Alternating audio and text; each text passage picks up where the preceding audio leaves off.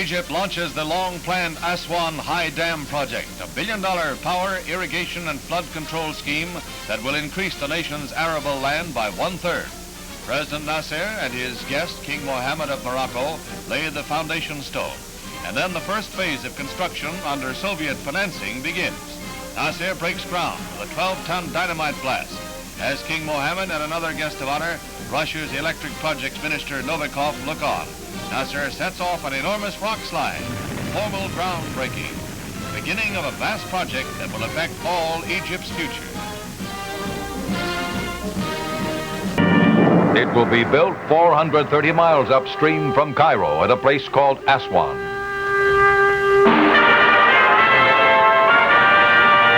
"30,000 workmen will come here to labor 8 years, harnessing the fabled Nile, altering the future of Egypt and her people."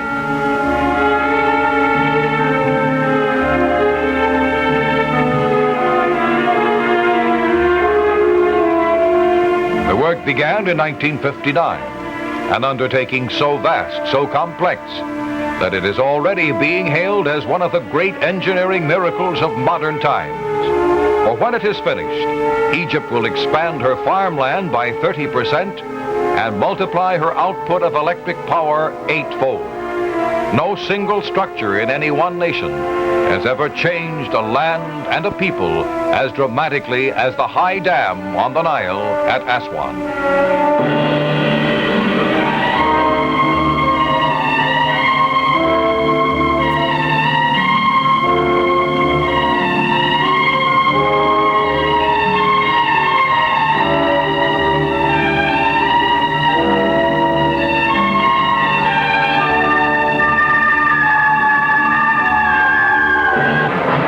Workmen on the mammoth project are literally moving mountains, transporting millions of cubic yards of rock from the ridges to the riverbed. The first stage of construction calls for the building of a temporary dam to block off the Nile while the permanent structure is erected over the dry riverbed.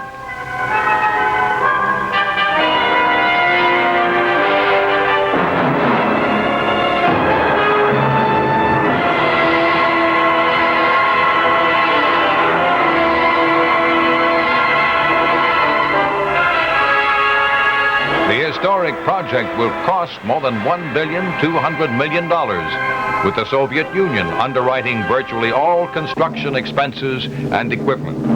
1,800 Russian technicians are also at work at Aswan.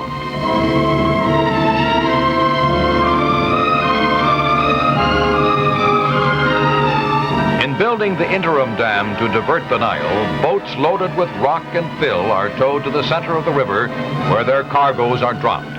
Ship after ship, layer after layer, the rocks build up and out toward other rocks and fill that are being dumped on the two riverbanks.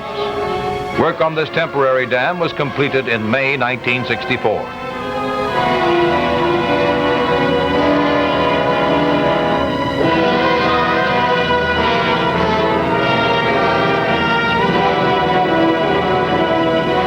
Now the most challenging part of the project is underway.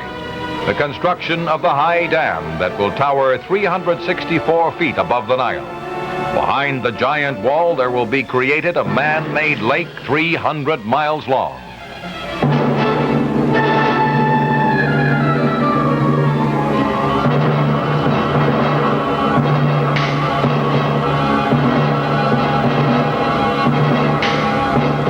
Harnessing the Nile, taming its waters, Egypt's dream of dreams is coming true at last.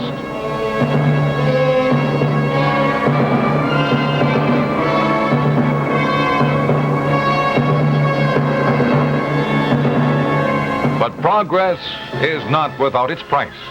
In pursuit of the future, the past is swallowed up, and in many cases, lost forever.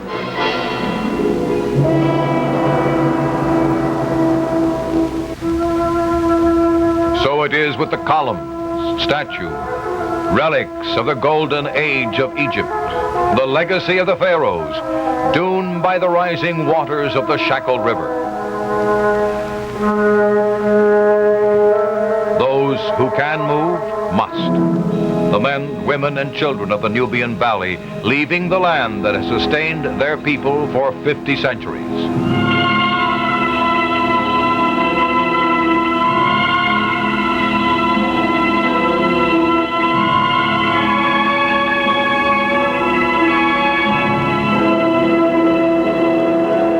The animals that travel with them, some willingly, some not, make the migration a 20th century version of Noah's Ark.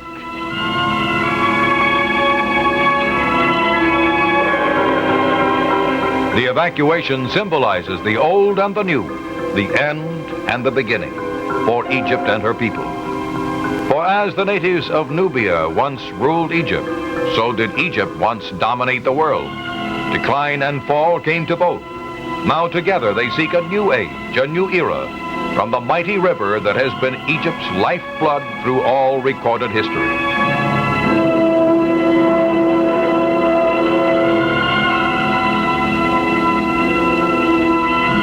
It is for the Nubian farmers a far better life they find now than the one they left behind. And if progress has taken much, it has also given much in return.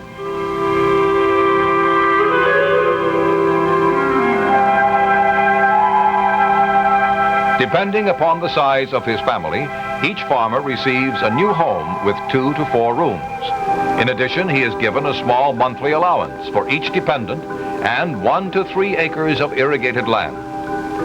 Shopping centers, electricity, running water, a new life for an old people.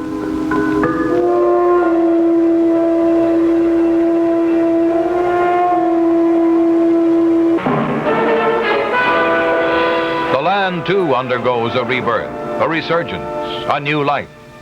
Until now, 97% of all Egyptians have lived on less than 4% of the nation's land. But the High Dam at Aswan and other irrigation projects will provide the precious water that is needed to make the desert bloom.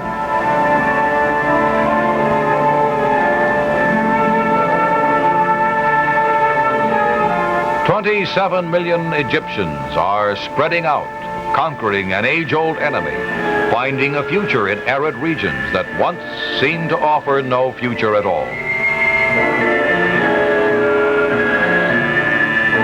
The High Dam at Aswan has become a high wall against hunger, a symbol of what man and machines can do in raising a people's standard of living.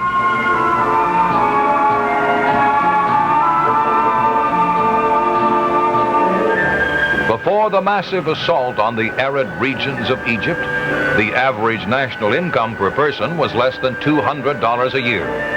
In the next decade, that figure is expected to more than double. Egypt and her people are on the threshold of a second golden age.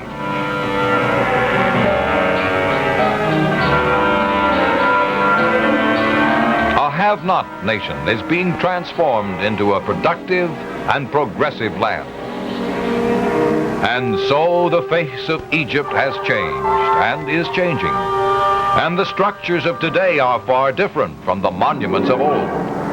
Their contributions are different too, more lasting, more enduring, more important to the ancient land of the fabled Nile.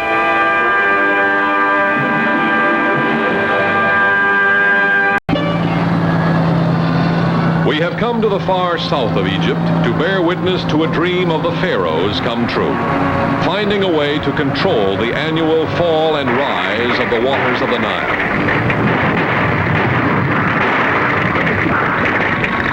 This is the modern miracle of Egypt, the building of the new Aswan Dam. It will create the world's largest artificial lake.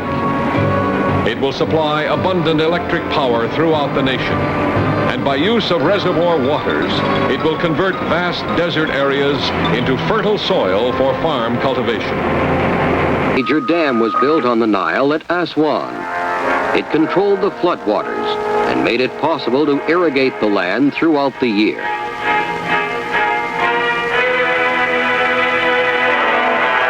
Today, a new and larger dam is being constructed at Aswan. When completed, this will be the largest dam in the world.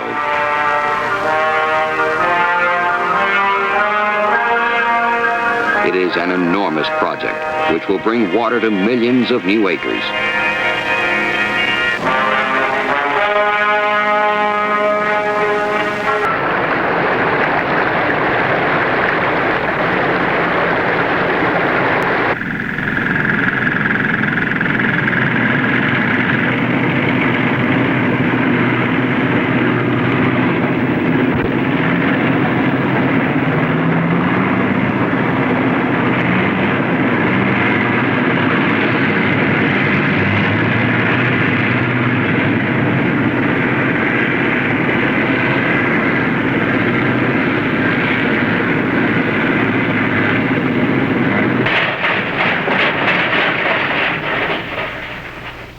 Now, high up the river Nile at Aswan, men and machines have built a great dam.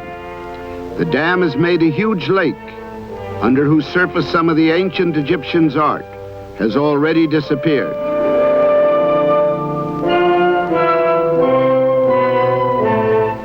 A few temples have been saved by being dismantled and moved, stone by stone, to higher ground.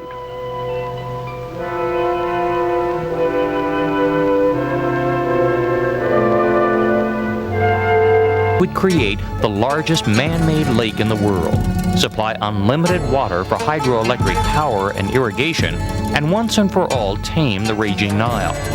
The dam was built, but not without a price. Nasser first went to the British and then the Americans for financial aid.